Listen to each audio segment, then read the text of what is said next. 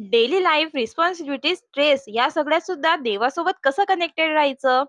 हरी हरी मंडळी, चला तर बघूया या प्रश्नाचं उत्तर हरिपाठातील पहिल्या अभंगातील तिसऱ्या आणि चौथ्या चरणामध्ये. असोणी संसारी जिवे वेऊ करी वेदशास्त्रू भारी बाह्य सदा. म्हणजेच माऊली सांगतात, संसारात राहून सुद्धा काम, फॅमिली आणि जबाबदाऱ्या सांभाळूनही हरिनामाची सवय लावा. वेद आणि शास्त्रात सुद्धा हेच सांगितले आहे. देवाचं नामस्मरण करत राहिलं तर जीवन योग्य मार्गावर राहतं. आणि पुढे माऊली पांडवांचे एक्झाम्पल देतात. ज्ञानदेव म्हणे व्यासाची या खुणा द्वारकेचा राणा पांडवा घरी. म्हणजेच पांडवांनी डिवोशन आणि हरिनाम कधीच सोडलं नाही. म्हणून स्वतः श्रीकृष्ण नेहमी त्यांच्या सोबत होते. तसं आपण कितीही बिझी असलो तरी आपल्या फेवरेट पर्सन साठी वेळ काढतोच ना.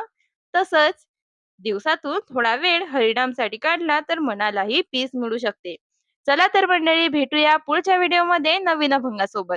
तोपर्यंत हरिमुखे म्हणा, हरिमुखे म्हणा, पुण्याची गणना कोण करी.